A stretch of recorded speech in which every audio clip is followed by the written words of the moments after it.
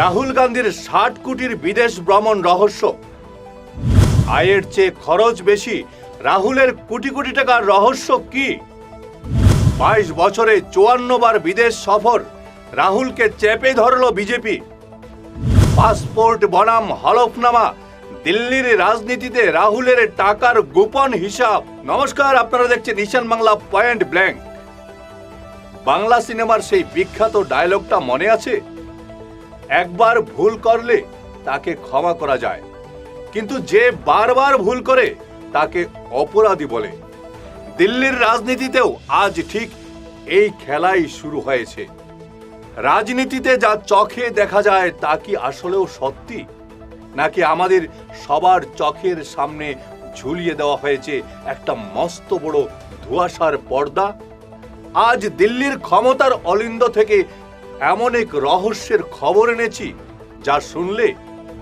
যা শুনলে যে কোনো সাধারণ মানুষের পায়ের তলার মাটি সরে যাবে। লড়াইটা এবার কোনো সাধারণ কাদা ছোড়াছুড়ির নয়, লড়াইটা এখন এক গভীর অন্ধকারের, যার পেছনে লুকিয়ে আছে কোটি কোটি টাকার এক গুপ্ত হিসাব। এতদিন ধরে যে হাত শিবির বড় বড় কথা বলতো, আজ ঠিক সেই একই ব্রহ্মাস্ত্র অন্ধকারের বুক চিরে উল্টো ঘুরে এসে মাঝখান থেকে ফালা ফালা করে দিল খোদ রাহুল গান্ধীর বুক। কোনো গল্প নয়, কোনো হালকা কথা নয়, একেবারে খাতা কলম আর নিখুঁত অঙ্কের গোলক ধাঁধায় রাহুল গান্ধীর টুটি চেপে ধরেছে বিজেপি। আর এই রহস্যের জাল যেমন গভীর, তেমনি এর শেষটা মারাত্মক। কুয়াশার পর্দা সরিয়ে আজ সরাসরি ময়দানে নেমে এসেছেন বিজেপির হেভিওয়েট মুখ সম্বিত পাত্র। লোকসভার বিরোধী দলনেতার দিকে সোজা তাকিয়ে তিনি ছুড়ে দিয়েছেন এক নিস্তব্ধ করে দেওয়া প্রশ্ন।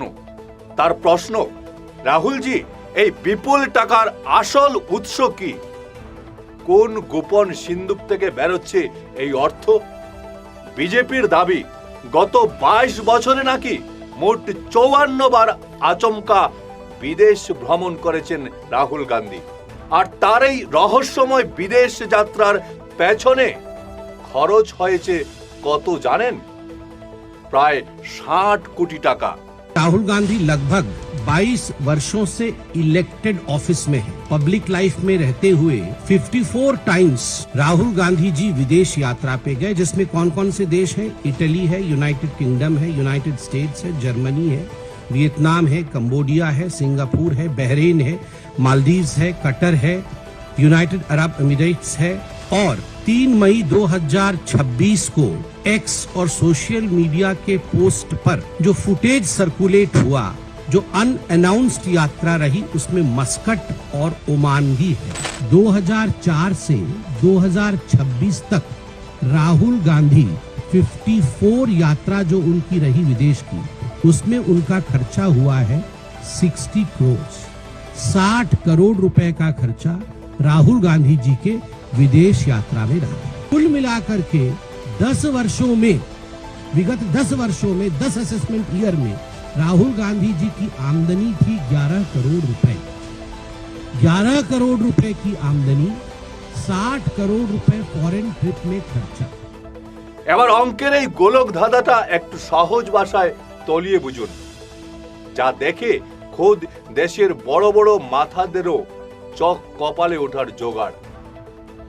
গত 10 বছরে রাহুল গান্ধী নিজের মোট আয় দেখিয়েছেন মাত্র 11 কোটি টাকা। এমনকি 2015 সালে তিনি নিজের হলফনামা দিয়ে ঘোষণা করেছিলেন তার সারা বছরের আয় মাত্র 86 লক্ষ টাকা। কিন্তু রহস্যের আসল ক্লাইম্যাক্সটা ঠিক এখানেই। গেরুয়া শিবিরের বিস্ফোরক অভিযোগ, যার সারা বছরের আয় মোটে 86 লক্ষ টাকা, তিনি সেই একই বছর শুধুমাত্র দক্ষিণ পূর্ব এশিয়ার কয়েকটা দেশের গোপন সফরে পকেট থেকে ওড়ালেন 4.5 কোটি টাকা। এই জাদুকরি টাকা তিনি পান কোত্থেকে? 20টি বিশেষ সফরে খরচ 40 কোটি, আর বাকি 34টি সফরে 20 কোটি। সব মিলিয়ে 60 কোটির এই বিপুল আন্তর্জাতিক খরচের নেপথ্যে আসল খেলোয়াড় কে? ঠিক যেন সেই পর্দার সংলাপ, টাকা ভগবান নয় ঠিকই, কিন্তু টাকার জোর ভগবানের চেয়েও কম নয়। কিন্তু সাধারণ মানুষ আজ প্রশ্ন তুলেছেন, এই টাকার আলোদিনের আশ্চর্য প্রদীপটা আপনার হাতে দিল কে রাহুলজি? বিজেপি এবার সাফ জানিয়ে দিয়েছে, আর কোনো লুকো ছাপা চলবে না। রাহুল গান্ধী তার bank statement, foreign exchange voucher আর অডিট রিপোর্টের গোপন নথি জনসমক্ষে আনতেই হবে। নির্বাচন কমিশনের হলফনামার সাথে খরচের এই বিশাল হিমশৈল কেন মিলছে না তার প্রমাণ দিন রাহুল গান্ধী।